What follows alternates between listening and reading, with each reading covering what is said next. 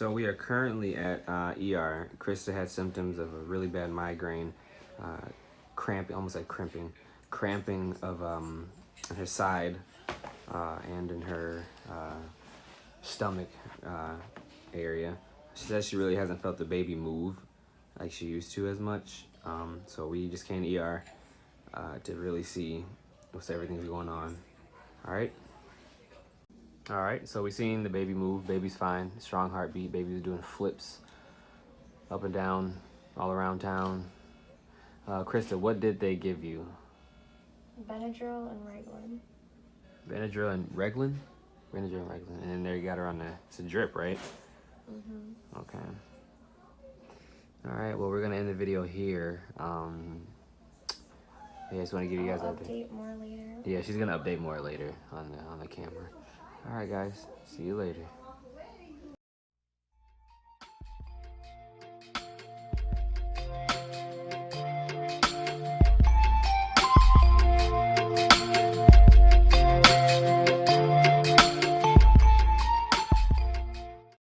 Hey guys, welcome back to my channel. And as you can see from the title of the video, I was in the emergency room today. Yesterday I woke up and I started with a slight, what felt like a tension headache, and it progressed throughout the afternoon into the night, and I couldn't shake I tried everything, the Tylenol, the caffeine, I tried sleeping, nothing really worked. So when I woke up this morning, the headache was even worse, and it turned into a mild migraine. I am a migraine sufferer. If I wouldn't have had this one today, it would have been almost a year since I had my last migraine. So I didn't feel right, and I was also having some cramping, and I hadn't felt the baby move in a while for me, and I was just really scared. So Jeremy and I decided to go to the emergency room. I called the urgent care center, and they had advised me to either call my OB or whichever OB was on call that day or for today, or to just go to the ER. We decided rather than waiting to hear from an OB and have them tell us to go there anyways, we just decided to go. When we got there, they gave me some fluids. They gave me the migraine cocktail, which they had to change it up a little bit for me being pregnant. It was Benadryl and Reglan that they gave me, and it did help. It did take the pressure and the sensitivity away, but anyone who's ever had a migraine, you know that once that intense pain goes away, you kind of still have that rebound pain, or the pain that a little bit of the fogginess that kind of like drags with it. So that's kind of where I'm at now. Also, when I was there, they did do an ultrasound, and the baby is fine. He was rolling around doing somersaults. They said he was doing handstands, and his heart was beating really nicely, so he's fine. For him being so active in there, I'm surprised that I don't feel him move more. But I was really scared because I didn't feel him moving, and I just wanted to make sure everything was okay. Plus, the migraine was getting to the point where my husband said when I came out of out of the shower, I was extremely pale, and I just didn't look right. I started getting nauseous, and I just knew that I needed to go to do something. I couldn't just sit here anymore. But long story short, everything is okay. I'm feeling, I would say, about 25-30% better. I don't feel nauseous anymore. I think the Benadryl helped with that. But I still just kind of feel out of it, and just, I don't know, blah. I'm probably not going to be going to work tomorrow just because I forgot to even say this too. I also have a UTI, which is weird to me because normally when I get those, I have some type of a symptom, but I didn't have any symptoms. What?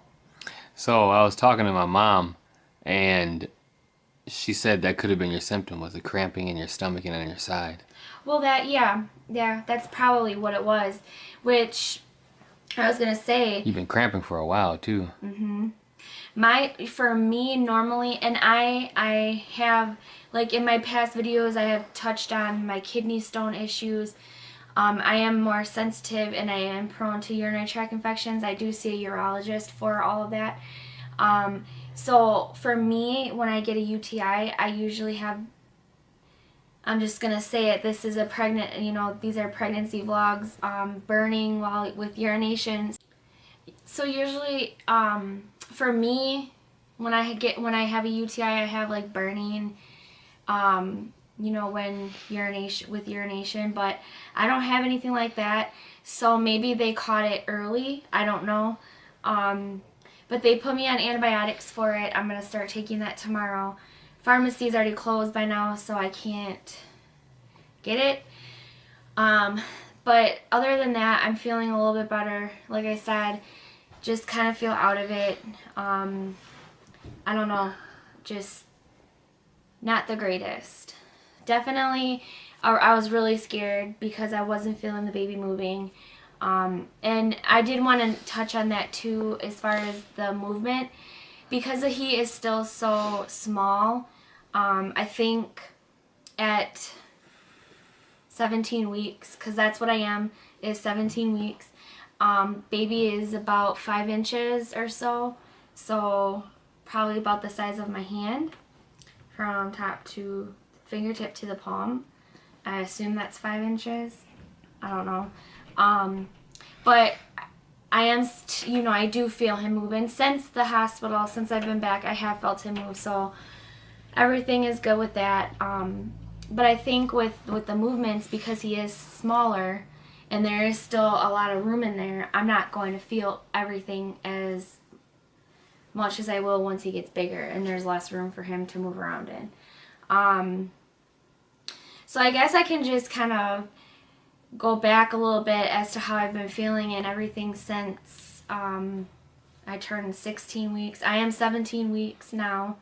So I guess I'll just kind of talk about symptoms of how I've been feeling since I've hit the second trimester. I don't really feel any different as far as energy level. It's still kind of hit or miss. It's not where I would have hoped it would be at the second trimester. I'm getting my energy back slowly, little by little. My appetite has increased a lot. I feel a lot more, I have a lot more of an appetite than I have probably since I found out that I was pregnant. Are you bored back there? No. My husband is recording this for me because I have a new camera and what? Nothing. Oh, he's making me laugh. And I'm still trying to figure out settings and all that. So he's kind of been figuring that out for me. So he's recording this for me. But anyways, appetite is increased more. But this is the weird thing. I have not gained any weight. I'm still the same. I'm not going to say what my weight is because it's not where I would like it to be. I'm a lot heavier this time around than with my last two, especially with my first one. But I haven't gained any weight, which I guess is good, and I'm sure that's probably going to start changing now that I'm closer to the halfway mark, which is crazy to think that in 3 weeks I'll be 5 months pregnant. Wait, it's 5 months already? In 3 weeks it'll be 5 months? Weeks, yeah, because I'm 4.5 months, or no. So basically at the end of April, you'll be Yeah, April 23rd is when I go. So, hold on. Let's wait before we go into appointments and all that. But it's just crazy to think that in a couple more weeks, I'm going to be halfway through this pregnancy. It's been going by so fast. And part of me is happy about that because I'm not very patient when it comes to pregnancy. I want things to happen and I want them to happen now. I want things to speed up. But on the other hand, it's kind of sad because this is my last pregnancy. I know that for sure this time, for sure. No more. So it's kind of sad thinking that this is the last time that I'll ever be 4 months pregnant. This is the last time that I'll ever be at this point in a pregnancy. But then it's also exciting because I'm thinking in my head about getting my body back together and not being in pain, which I'll bring that to another symptom. This video is probably going to be kind of long and all over the place, but that's how I am. Yes. He's raising his hand, by the way. You can turn the camera around and talk if you want. No, that's okay. Symptoms, two that I've noticed that you're not like anymore is the moody. You're not moody anymore. Are you sure? Yeah, you would randomly get rude and mean and stuff and witchy. No, you're not like that anymore. Well, that's good. Yeah, you're definitely not like that anymore. You're getting the old version of you back, the goofy Krista, and you're laughing more. And you're not you get out of breath quickly. Oh yeah, that's embarrassing when you try to put your shoes on and you can't breathe. Another symptom. Well, it's not really a symptom, but another thing is I noticed how the belly's starting to get in the way of certain things, like bending, like when you drop stuff, bending over. It's your belly starting to get in the way. But a plus side to having the belly coming in or popping out more is that you use it as a table.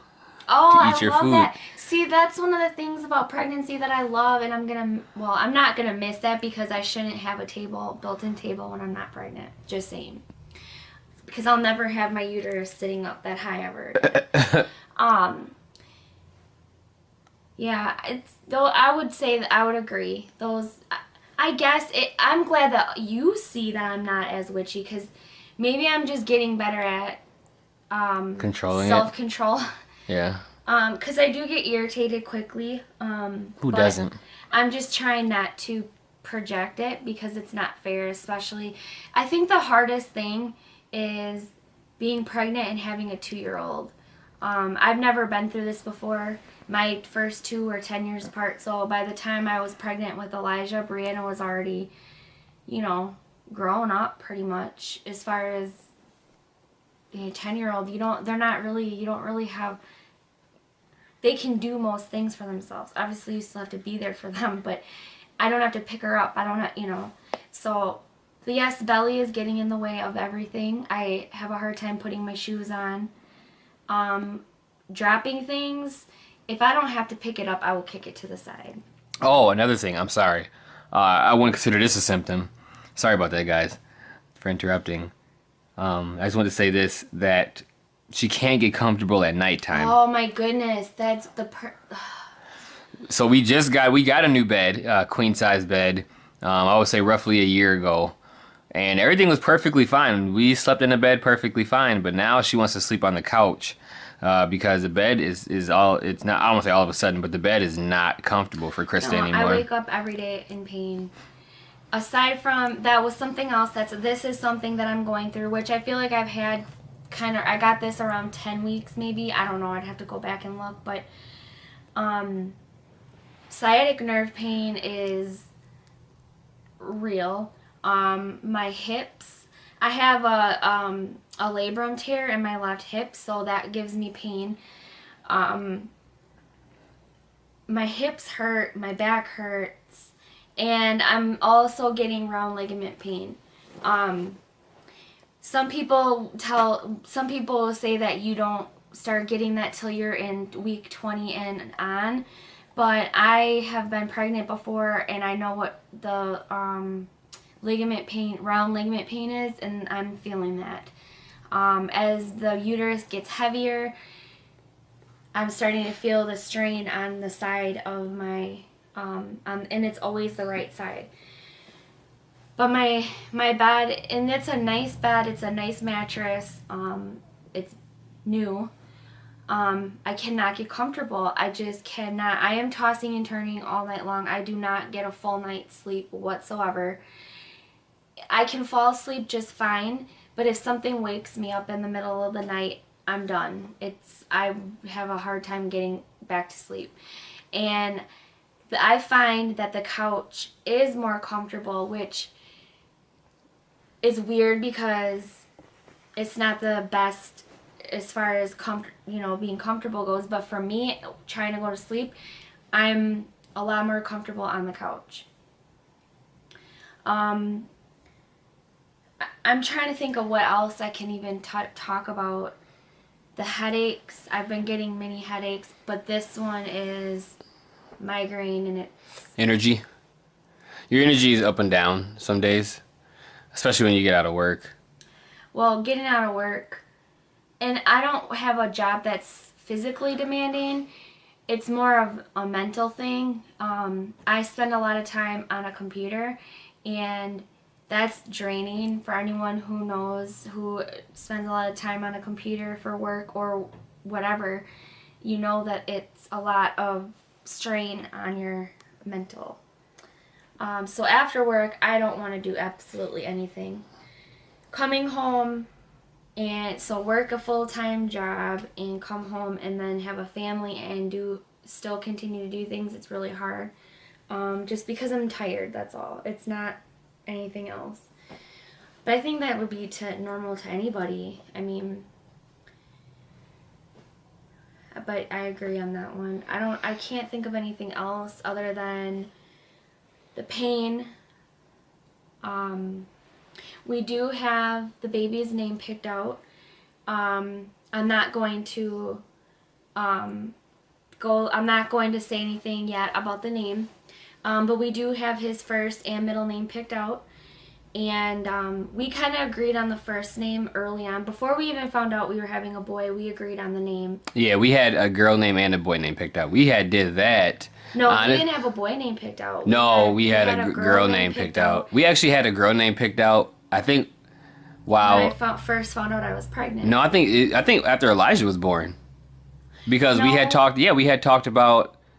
We weren't planning to have another one after Elijah was born. We weren't expecting to have another one, but we weren't planning at the time because we didn't know what we were gonna do. Hear my hip? See, I was talking. I heard it. I don't think anybody else heard it. No, but we had a girl name picked out, and because I was like, in the beginning, I really thought it was going to be a girl. Before anything, any symptoms actually really started. But then as things started progressing, I kind of felt deep down that it was going to be a boy. Just because my pregnancy was very similar to Elijah's when I was pregnant with Elijah. Even the belly droppage. That didn't make my sense. belly has been low this whole time, like very low. And her belly was low with Elijah, and the belly was high with Brianna. And I don't really know if that's necessarily true for everybody. That they say that when you're carrying higher up, that it's a girl. When you're low, it's a boy. For me, it was with Brianna. I was extremely high up. Everything I felt was in my ribs.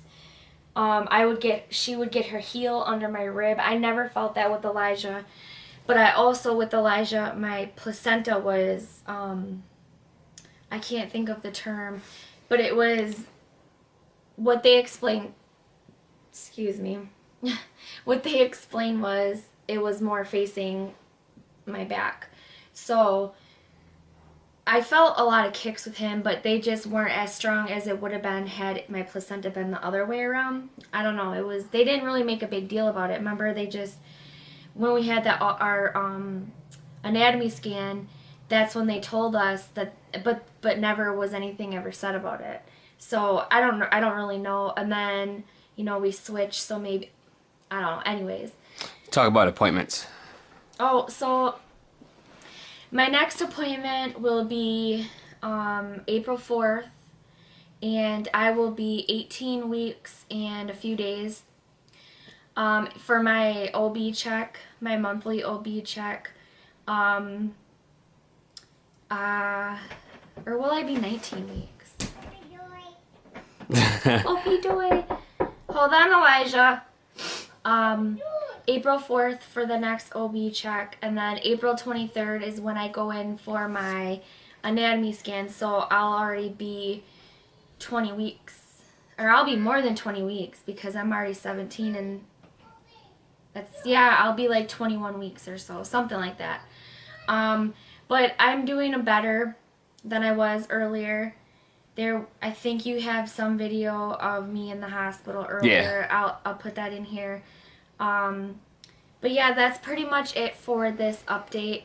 I do want to start vlogging more and getting more videos out there. I'm just not going to do pregnancy updates weekly as much. I think once the baby gets bigger and things start progressing more, you know, maybe when I start going to the doctor every week or every 2 weeks, somewhere in there, I'll definitely update you guys on my April 4th doctor's visit, and I will definitely update you on the anatomy scan, post pictures and everything, because they won't let us record in the room. But yeah, so that's about it. He's getting mad right He's now. getting mad and we won't open the door.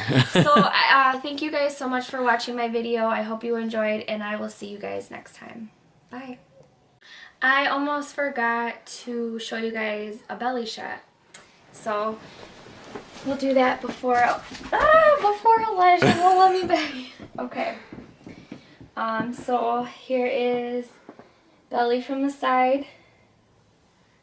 He's very low. And then from the front. And then the side again. And I don't do bare belly shots because I am self-conscious about my belly, but yep, here he is. 17 weeks pregnant, and this is my belly.